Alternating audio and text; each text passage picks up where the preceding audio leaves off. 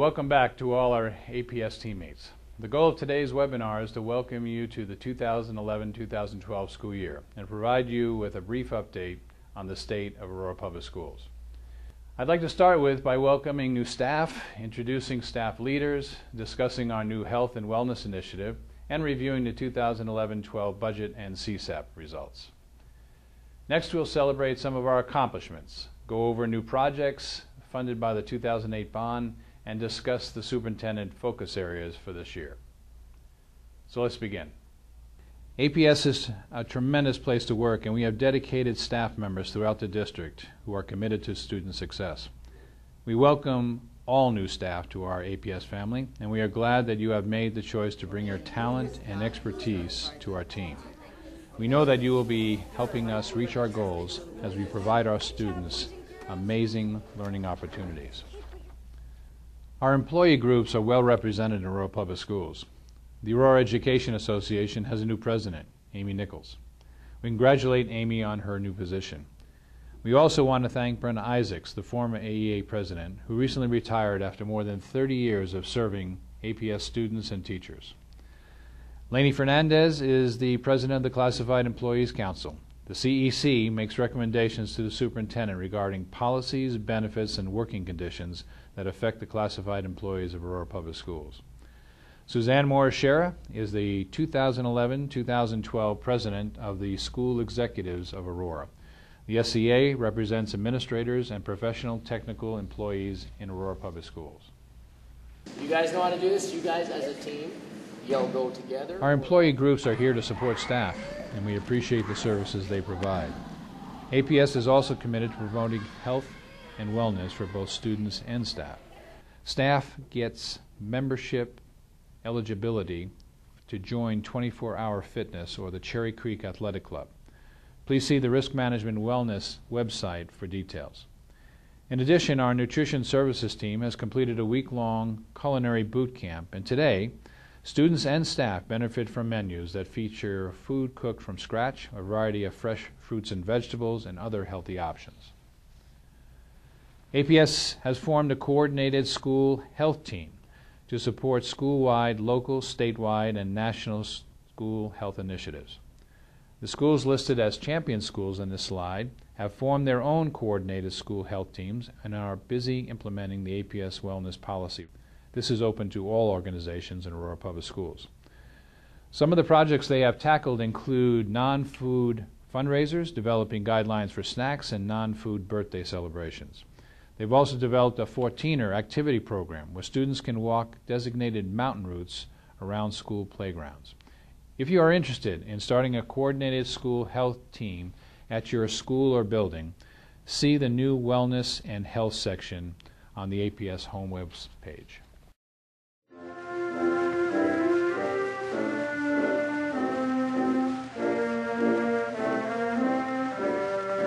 Healthy students are successful students. Congratulations to the nearly 2,500 students who earned diplomas and certificates this year. I'm continually impressed by our high school graduates and the number of students who are taking college classes. At graduation ceremonies, I ask students who have taken at least one college class to stand up, and I'm pleased to report that 75% of our students stand up. That's a great message to our community. APS had 25 students who graduate with both a diploma and an associate's degree. That's 2 years of college. The class of 2011 earned more than $10 million in scholarships. This included 14 Daniels Fund scholarships, a Gates Millennium Scholarship that carries it all the way to a doctorate degree. This year, one student in each comprehensive high school earned an APS scholarship. These are $4,000 scholarships that are possible through the Paving the Way to Success campaign, where staff, parents, alumni, and community members today can purchase commemorative, personalized engraved bricks and glass wall panels at the Professional Learning and Conference Center. If you haven't purchased a brick already, there is still time to do so. I want to thank staff for your hard work and dedication to students. I truly believe that APS has the most amazing staff, not only in the state, but in the nation. We are well on our way to becoming the best district in the state. At this time, we will watch a brief video highlighting accomplishments.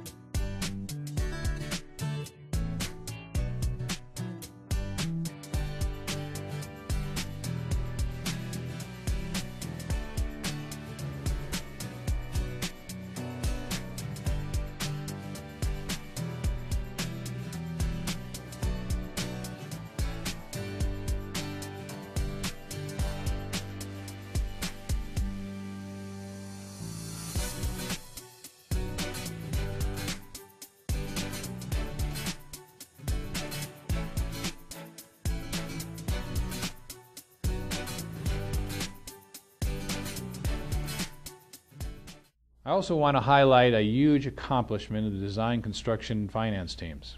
Because of their careful financial management and a competitive construction market, our bond construction projects are on time and under budget. We are on track not only to complete all projects that we have committed to, but to deliver even more than what we promised our voters. We have $29 million in bond savings to fund additional construction, technology, and energy-efficient projects.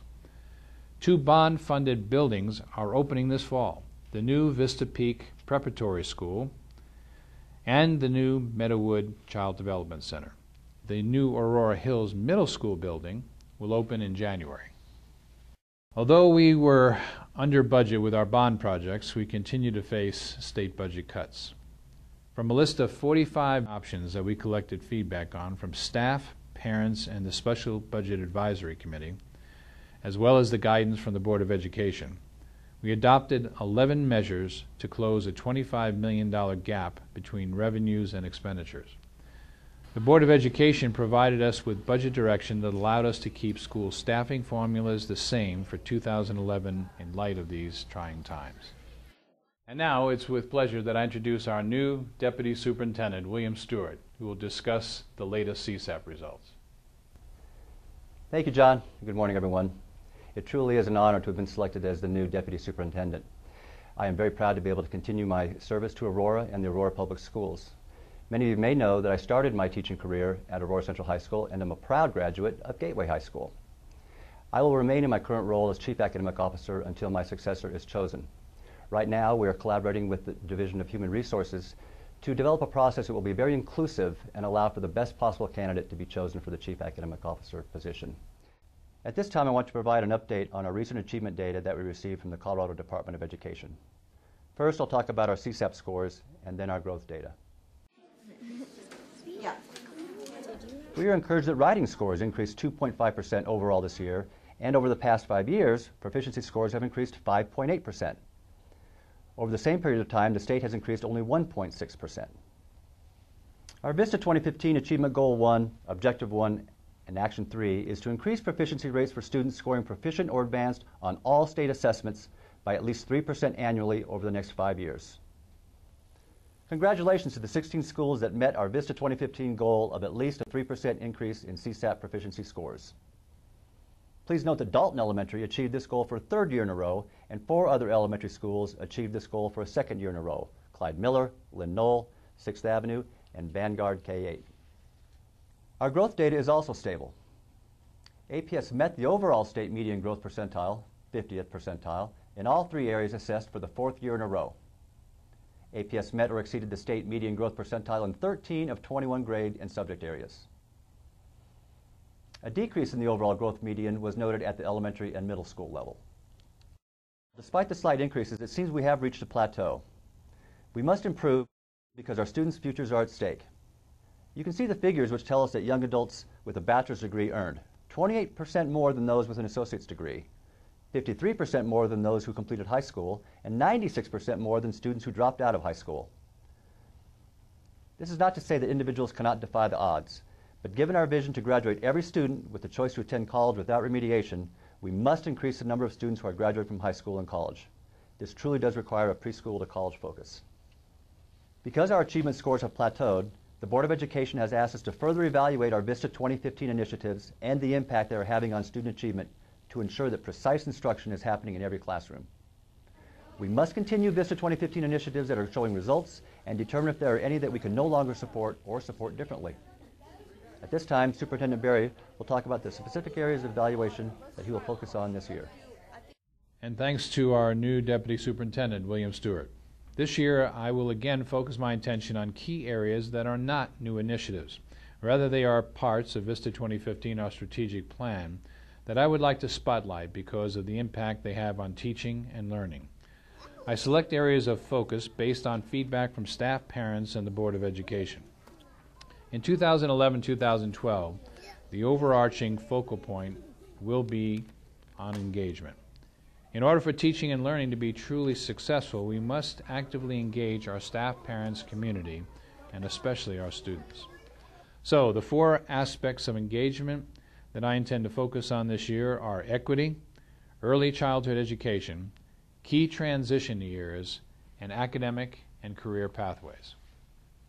As part of the equity focus, our district equity leadership team will enhance the Aurora Public Schools Equity Transformation Plan, which will continue to guide our equity work for the district. The Division of Instruction will provide intensive, culturally relevant teaching training for the directors of student achievement and teacher coaches. Last year, we created a district-wide expectation for bully prevention. This year, we will continue this focus with an emphasis on positive behavior intervention support because students must feel safe in order to learn. The next area of focus is early childhood education. Engagement in equity work can also make a difference for our early childhood education students. The students who are in preschool now are the class of 2025.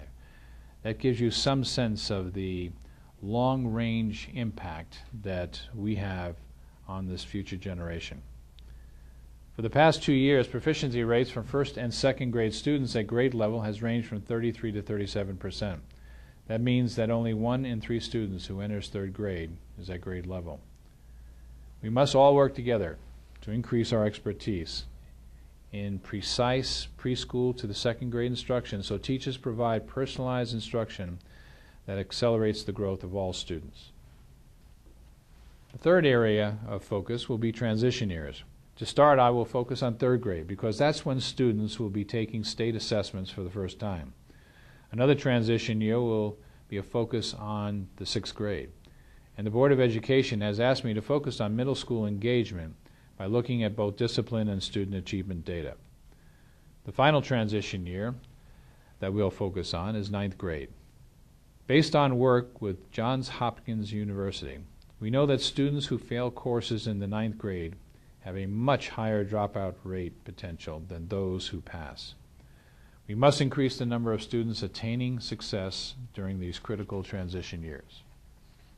Well, the final focus area is pathways. It is our academic and career pathways which provide students opportunities to take ownership of their education and become more engaged in their success. I'm very pleased with the partnerships we created through the Community Workforce Planning Team.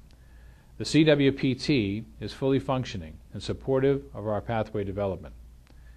We have had a nearly 200% increase in the number of students accessing pathways.